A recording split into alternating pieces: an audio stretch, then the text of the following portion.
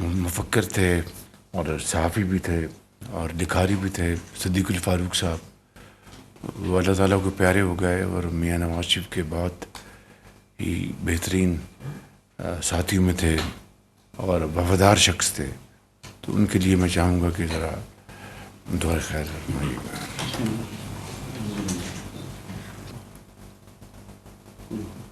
اسی طرح کل ضلع کرک میں جو پولیو کی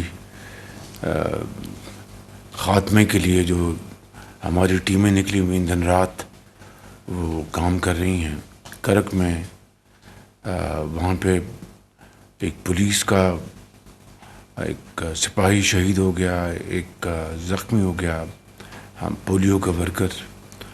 تو اس طریقے سے یہ بڑی بدقسمتی ہے کہ پولیو جو کہ دنیا میں ہر جگہ اس کا خاتمہ ہو چکا ہے ماں سوائے پاکستان اور افغانستان کے، آج بھی اس کے خاتمے کے لیے جو رکاوٹیں پیدا کی جاتی ہیں وہ انتہائی افسوسناک ہیں. مگر میں سمجھتا ہوں کہ وہ سیکورٹی کا عملہ، چاہے وہ پولیس کا سپاہی ہے یا پولیس کا افسر ہے، چاہے وہ پولیو کا ورکر ہے، فیلڈ ورکر ہے، وہ انتہائی دلیری کے ساتھ وہ اس مہم میں شریک ہیں. تو میں سمجھتا ہوں کہ جو پولیس کا سپاہی شہید ہوا اس کے لیے بھی ذرا دعا مانگی. چند دن پہلے یونان میں ایک اللیگل مائیگرنٹس کی وہ کشتی میں سوار تھے، تو وہ کشتی ڈوب گئی. اس میں افسوسناک واقعے میں 5 پاکستانی بھی وہ ڈوب گئے، اللہ کو پیارے ہو گئے، اور تقریباً 40 سے کچھ زیادہ وہ ریسکیو کیے گئے. تو یہ بے گناہ جانیں اس طرح ضائع ہوتی ہیں. یہاں پر ان کے جو پیارے جو بچڑ جائیں وہ ساری عمر وہ اپنے پیاروں کو یاد رکھتے ہیں، روتے ہیں. بدقسمتی سے ایسا واقعہ جولائی 2023 میں بھی ہوا تھا، جس میں آپ کو یاد ہوگا تقریباً 260 پاکستانی اسی جگہ یونان میں کشتی میں ڈوب گئے تھے، اور سب سے زیادہ تعداد پاکستانیوں کی تھی. تو اس کے اوپر اس وقت ہم نے بڑی گہرائی میں جا کر فیصلے کیے تھے، اور چاہے وہ فارن آفس سے تعلق رکھتے تھے، چاہے وہ انٹیریئر منسٹری سے، چاہے وہ لا منسٹری سے، چاہے وہ اوورسیز سے، تو ہم نے ایک بہت ہمہ گیر ایک فیصلے کیے. تو یہ میں سمجھتا ہوں کہ ایک بہت ایک سیریس چیلنج ہے. اس کے اوپر میں انشاءاللہ چند دن میں جو متعلقہ جو وزراء ہیں اور سیکرٹریز ان کی میں میٹنگ میں بلا رہا ہوں. اس میں جو 2023 میں جو واقعہ ہوا تھا اس کی بھی ہم اس کو ریویو کریں گے. اس کی روشنی میں اب جو مزید فیصلے ہمیں کرنے پڑے ہم انشاءاللہ کریں گے. اس کے اوپر بڑی سختی سے ہم عمل پیرا ہوں گے.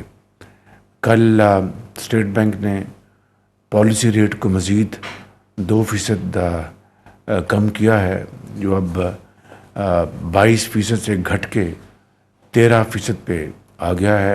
یقیناً یہ کاروبار کے لیے، صنعت و حرفت کے لیے، زراعت کے لیے، ایکسپورٹرز کے لیے، سرمایہ کاروں کے لیے بہت ایک خوشائند بات ہے، اور اس سے ہمیں امید ہے کہ ہماری جو پیداواری، جو ہماری جو قابلیت ہے وہ بڑھے گی، اور سرمایہ کاری بڑھے گی، اور اس سے پاکستان کی اکانومی کو انشاءاللہ بڑا بھرپور فائدہ ہوگا. اور مہنگائی بھی اس وقت اپنی 2018 کے بعد کم ترین سطح پہ ہے. تو ان تمام حوالوں سے یہ بات الحمدللہ بہت میں سمجھتا ہوں کہ ہم سب کے لیے ایک اللہ تعالیٰ کا بے پایاں فضل و کرم ہے، اور ایک موقع ہے کہ ہم مل کر اب پاکستان کی معیشت کے پہیے کو تیزی سے گھمائیں، تاکہ ان جو دنوں میں جو ہماری معیشت مستحکم ہو رہی ہے اس کا بھرپور فائدہ اٹھاتے ہوئے اندرون ملک پہلے سرمایہ کاری کو فروغ دیں اور پھر انشاءاللہ بیرون ملک سرمایہ کاری بھی آٹومیٹکلی آئے گی. اس کے لیے ہمارا جو ہوم گراؤنڈ پروگرام وہ تقریباً مکمل ہو چکا ہے اور انشاءاللہ امید ہے کہ اسی مہینے میں اس کا باقاعدہ ایک تقریب میں اس کا اعلان کریں گے اور پھر اس کے اوپر انشاءاللہ مل کر ہم کوشش کریں گے تاکہ پاکستان کی معیشت آگے بڑھے اور آپ سب کی جو محنت ہے، کاوشیں، اس کو اللہ تعالیٰ اپنے بے پناہ فضل و کرم سے اس میں بہتری فرمائے اور پاکستان کو اور پاکستان کے عوام کو عظیم بنائے. آپ سب کا بہت شکریہ. Thank you very much.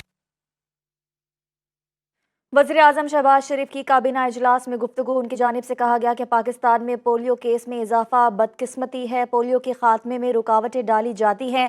کرک میں انسداد پولیو ٹیم کی سیکیورٹی پر معمور شہید ہونے والے پولیس اہلکار کے لیے بھی فاتح خوانی. اور صدیق الفاروق ایک وفادار شخص تھے. صدیق الفاروق مرحوم نواز شریف کے قریبی ساتھی تھے. ان کی جانب سے کہا گیا کہ صدیق الفاروق ایک وفادار شخص تھے اور کابینہ اجلاس میں صدیق الفاروق کی مغفرت کے لیے بھی فاتح خوانی کی گئی. وزیراعظم شہباز شریف کی جانب سے کابینہ اجلاس میں کہا گیا کہ پولیو کے خاتمے کے لیے رکاوٹیں جاری ہیں اور ڈالی جا رہی ہیں، جس کو ہم مکمل طور پر ختم کرنے کے لیے جو ہے عمل پیرا ہیں. اور پاکستان میں پولیو کیس میں اضافہ بدقسمتی ہے. وزیراعظم کی جانب سے اجلاس میں گفتگو کی گئی.